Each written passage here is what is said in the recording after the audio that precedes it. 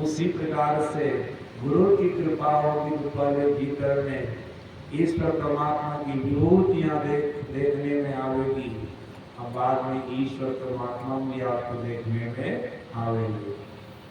लेकिन गुरु की कृपा चाहिए। गुरु की कृपा तब आपको प्राप्त होगी जब आप गुरु की आज्ञा का पालन करेंगे, गुरु के बताए मार्ग पर चलेंगे। गुरु के एक भी आदेश का उल्लंघन कर दिए सज्जनों, फिर आपकी न तो भौतिक उन्नति होगी न तो आध्यात्मिक उन्नति होगी। मैं आपको सुनाया था कि 2 प्रसंग सुनाऊंगा। पहला प्रसंग तो सुना दिया, गुरु की कृपा से भौतिक उन्नति, उनकी आज्ञा का उल्लंघन किया, उनके बताए मार्ग पर शिष्य नहीं चला, जहां पर उन्नति हुई थी वहां पर अवनति हो गई। सज्जनों, उसी प्रकार से याद रखिएगा, अगर गुरु की कृपा तो सदा बरकरार बना करके अपने ऊपर रखना चाहते, उनके बताए मार्ग पर चलते रहिए, तो आपकी आध्यात्मिक उन्नति हो जाएगी। इसमें भी आपकी अवनति हो जाएगी, इसमें भी आपका गिरावट हो जाएगा। मैं सुना रहा हूँ, हम लोग यहाँ भारतवर्ष में 2 बुल्ला शाह संत हो गए। बुल्ला शाह 2 हो गए, एक हिंदू परिवार में, दूसरे मुसलमान परिवार में। जो हिंदू के घर में बुल्ले शाह हुए हैं, उनके गुरु थे यारी साहब, और इस्लाम धर्म में मुसलमान के यहाँ जो बुल्ला साहब हुए, इनके गुरु थे हजरत इनायत साहब। हजरत इनायत, मैं मुसलमान भाई के बुल्ला साहब जो हैं उनकी बात बता रहा हूँ। एक बार बुल्ला साहब अपने घर में विशेष उत्सव किया, कोई प्रोग्राम किया। जो इनके सगे संबंधी के लोग थे, अड़ोस पड़ोस के लोग थे, गांव समाज के लोग थे, सबको निमंत्रण दिया। अपने गुरु हजरत इनायत साहब को भी निमंत्रण दिया। हुजूर, आप भी हमारे यहाँ उत्सव में सम्मिलित हों। गुरु महाराज जी को निमंत्रण दिया। जब उत्सव का दिन आया, हजरत इनायत साहब को कोई ऐसा इमरजेंसी काम लगा, अपना उस उत्सव में नहीं गए, अपने मुख्य शिष्य को, वरिष्ठ शिष्य को अपना प्रतिनिधि बना करके वहां पर भेजे। जब वो शिष्य गए वहां पर, ये बुल्ले साहब, उनका कोई खातिर नहीं किया, कोई सम्मान नहीं किया, कोई आदर नहीं किया। क्यों नहीं किया? सोचे गुरु महाराज जी अपना नहीं आकर के अपने शिष्य को भेजे, अपना से आना से गुरु महाराज जी। सज्जना, ये बुल्ले साहब अच्छे विद्वान थे और अच्छे साधक भी थे। इनके ऊपर गुरु की कृपा थी। गुरु की कृपा से संपत्ति भी बहुत थी, धनवान भी थे। इनकी आध्यात्मिक उन्नति भी हुई थी, वे साधना बढ़िया से करते थे। भीतर में परमात्मा की विभूतियों का दर्शन भी करते थे। बिजली के छटक देखना, तारा देखना, चंद्रमा देखना, सूरज देखना, भीतर में शब्द को सुनना, यहाँ तक इसकी साधना में चढ़ाई थी। तब भी इनके मन में क्या होता है, गुरु जी अपने नहीं आकर के अपने शिष्य को भेजे हैं। गुरु के रहस्य को सही से समझ नहीं पा रहे। समझते जब ईश्वर तक की यात्रा कर लिए होते तो समझ लेते। कहा जाता जो इनको ईश्वर की प्राप्ति हो जाती है, परमात्मा की प्राप्ति हो जाती है, वो सर्वज्ञ हो जाता है। सर्वज्ञ नहीं हूं मैं अभी बुल्ले शाह, लेकिन परमात्मा की विभूतियों का दर्शन, उनकी भौतिक उन्नति और आध्यात्मिक उन्नति विशेष रूप से हुई है। लेकिन आज इसके मन में इस तरह का भाव होगा कि गुरु महाराज जी अपने नहीं आ करके अपने शिष्य को भेजे, इसलिए कोई विशेष खातिर उनका नहीं किया, कोई सम्मान नहीं, कोई आदर नहीं है। जनरल आदमी के तरह बैठने के लिए दिया, जनरल आदमी की तरह उनको खाने के लिए दिया, कोई विशेष से अलग मान सम्मान कुछ नहीं किया। लेकिन हम लोग कहीं जाते हैं, जो सत्संगी होते जो ले गए हैं, तो सबसे अलग ढंग से हम लोगों को रखते हैं, खिलाते पिलाते हैं। ये तो हर जगह होता है, रखते हैं। इनके भी मन में चलो हम साधु हैं तो साधु की तरह सम्मान किया, आदर किया, दिल में प्रसन्नता होती, खुशी होती है। जब जनरल में ठेल दिएगा, जहाँ पर सब बैठता वहीं पर बैठिए, जहाँ पर सब खाता वहीं पर खाइए, तो भीतर में प्रसन्नता रहेगी। तो जनरल में हमने क्या रहा, सच्चे रहो तो कुछ तो अलग होता ही है सब जगह, लेकिन उनका कुछ भी अलग नहीं किया। जब यहाँ से उत्सव से गए, हजरत इनायत साहब के शिष्य, इनका मन बड़ा दुखी था, मुंह लटका हुआ था, चेहरा पर उदासी थी, प्रसन्नता नहीं थी। हजरत इनायत साहब कहते हैं, अरे तू उत्सव से लौट करके आया, तुम्हारी चेहरा पर प्रसन्नता नहीं है, खुशी नहीं, क्या बात है? तुम्हारा मुंह लटका हुआ है, क्या बुल्ले शाह तुम्हारा आदर नहीं किया, सम्मान नहीं किया, तुम्हारा खातिर नहीं किया? ये भी उदासी भाव में आकर के बोलते, हुजूर क्या करते, आपके साथ जाते तो मेरा खातिर होता, सम्मान होता, आदर होता, आप नहीं गए, हमको जनरल में ठेल दिया, कोई खातिर नहीं, कोई आदर नहीं, कोई सम्मान नहीं। इस बात को जब सुने हजरत नाथ साहब बोले, मैं तुमको अपना प्रतिनिधि बना करके भेजा था। प्रतिनिधि कैसा होता है? जैसा उनका मेन मालिक बॉस होता है ना, वैसा ही प्रतिनिधि होता है। प्रतिनिधि में गया है ना, अपने समान बना करके कोई किसी को बना प्रतिनिधि बना करके भेजते हैं। मैं तुमको प्रतिनिधि बना करके भेजा था, इससे तो मैं ही गया, तुम्हारा अपमान हुआ, मेरा अपमान है। अभी तक बिल्ले शाह के ऊपर मेरी कृपा की धार जा रही थी, अभी मैं अपनी कृपा की धार को मोड़ लेता।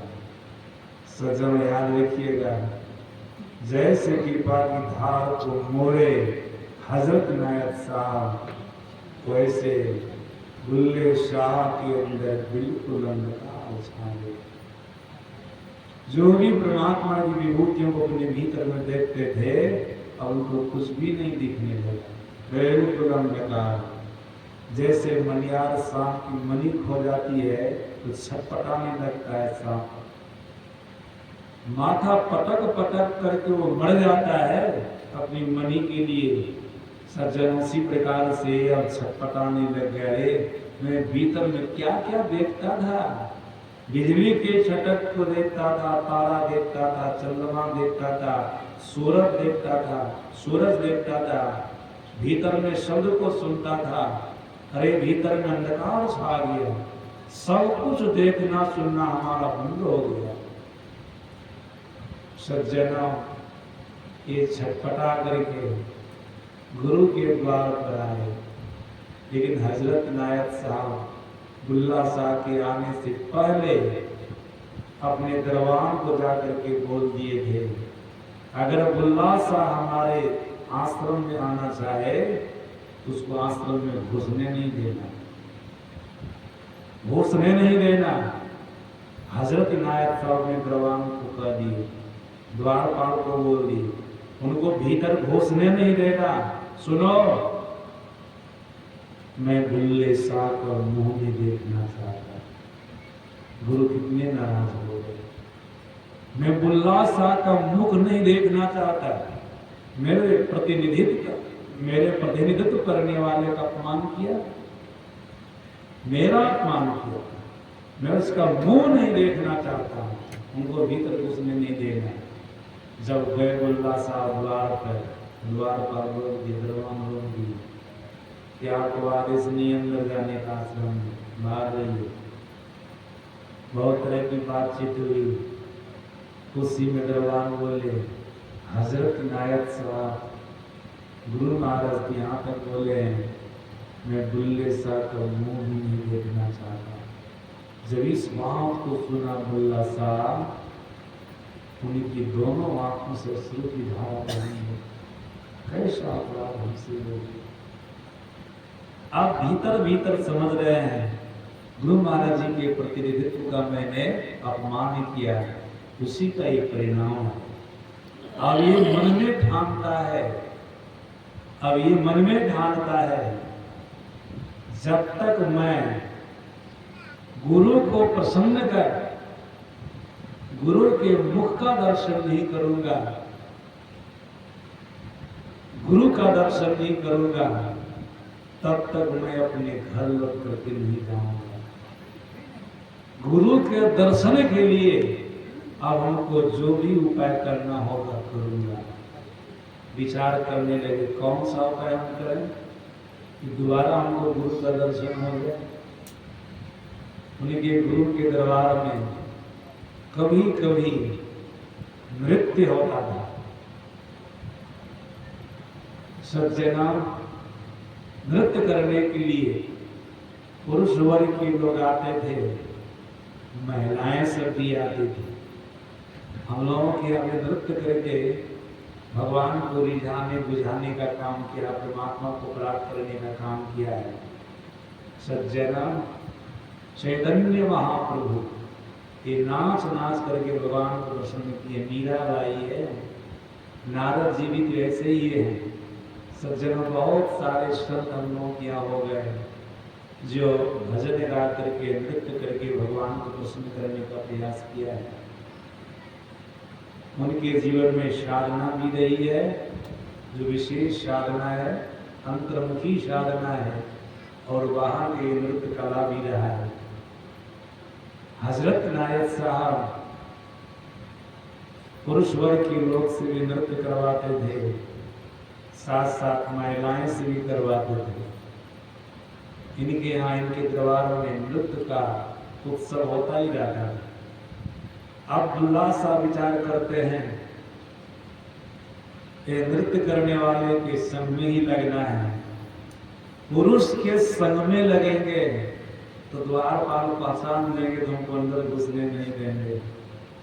महिला के संग में लगेंगे, साड़ी पहन लेंगे, कान को छिदवा करके बाली पहन लेंगे, नाक को छिदवा करके नथिया पहन लेंगे, मतलब पूरा महिला का वेश बना लेंगे और घूंघट लेकर के जाएंगे। द्वार पर हमको पहचानेंगे नहीं, गुरु के द्वार में घुसने दे देंगे। ये है प्रेम। ये थोड़ी सी त्रुटि को समझे हैं तो अपने में सुधार ला रहे हैं ना। सज्जनों, आप लोग याद रखिएगा, अगर जीवन में थोड़ी सी त्रुटि आ जाए ना, कभी कोई गलती हो जाए, उसमें सुधार लाने का प्रयास कीजिएगा। गुरु खुश होंगे। गुरु निष्ठुर थोड़े होते हैं, गुरु निर्दयी थोड़े होते हैं। अगर आप अपने आचरण में, आप अपने व्यवहार में, आप अपने कर्म में बदलाव लावेंगे तो गुरु की जैसी पहली कृपा थी वैसी कृपा फिर आपके ऊपर रोशनी मिल जाएगी। जैसे गुरु की कृपा की धारा आपके ऊपर जा रही थी, जिससे आपकी भौतिक उन्नति हो रही थी, आध्यात्मिक उन्नति हो रही थी, फिर होने लगी। फिर गुरु की कृपा धारा आपसे जुड़ जाएगी। सज्जनों, क्या होता है, ये बुल्ला सा कान छिदवा लिए, नाक छिदवा लिए, बाली पहन लिए, नथिया पहन लिए, पूरा महिला का वेश बना करके महिला मंडली में प्रवेश की। जो नृत्य करने वाली सब महिला सब उसमें प्रवेश की। उनको बोले कि हमको भी सम्मिलित करके नृत्य कला सिखाओ, गाने बजाने के लिए सिखाओ। ठीक है, कोई बात नहीं है। पूरा महिला की तरफ वेश बना लिए। अब भी देखते हैं ना नचनिया से जो डांसर सब होता है, महिला का वेश बनाता है ना डांसर सब, एक पुरुष से है और महिला वाला रूप बना लेता है, साड़ी पहन लेता है, लड़की सबको फराक सब पहन लेता है, क्या क्या कहते हैं सब जो पहनती है वो सब पहन लेता है। कहते हैं जी महिले है, महिले जैसा लगता है, हकीकत में महिला तो होता है नहीं, पुरुष होता है। सज्जन उसी तरह से सज धज लिए थे, गुरु को रिझाने के लिए महिला भी बनना पड़े तो बन जाना चाहिए, बन रहे हैं। मतलब हमारे गुरु हमारे इष्ट देव हमसे नाराज हो गए हैं, उनको प्रसन्न करने के लिए शिष्य को जैसा भी वेश बनाना पड़े, जो भी कर्म करना पड़े उस कर्म को कर लेना चाहिए। हमारे गुरु खुश हो जाए, गुरु खुश हो जाएंगे, कृपा की धार जुड़ जाएगी, भौतिक उन्नति आध्यात्मिक उन्नति दोनों उन्नतियां होंगी। सज्जनों महिला मंडली पे गए बुल्ले शाह, इनको सम्मिलित कर लिए, नाचने के लिए गाने के लिए बहुत बढ़िया से सीखे। इसमें को लगभग 1 वर्ष लग गया, 1 वर्ष।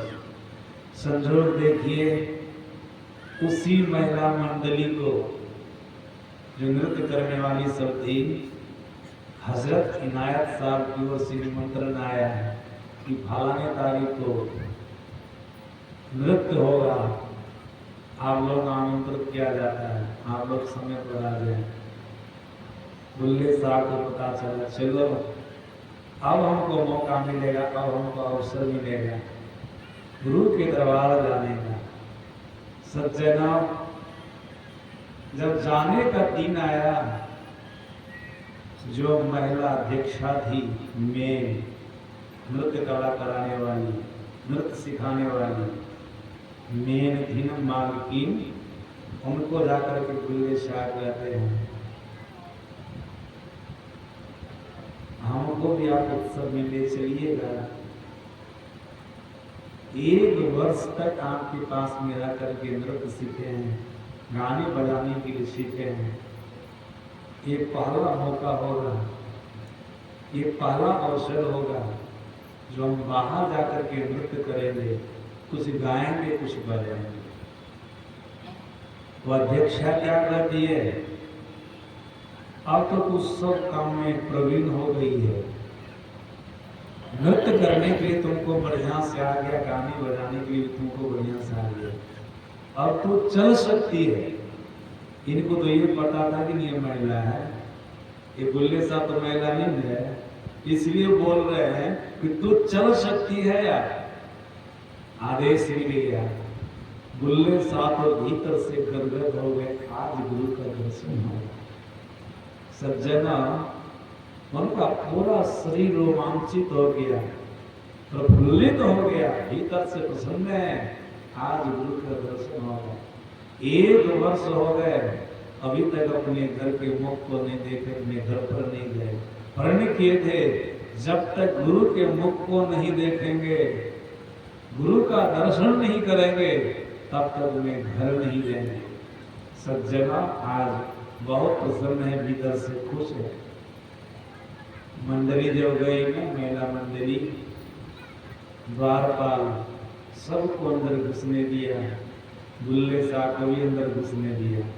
उनके घूंघट कान करके थे ना, इनको पहचाने नहीं, कोई दरबार कोई द्वारपाल नहीं पहचाने, इनको अंदर घुसने दिया।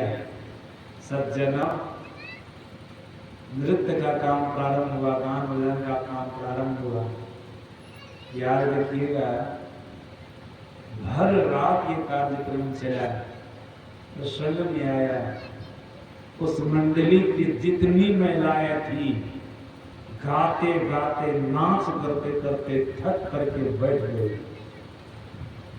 कोई विश्राम कर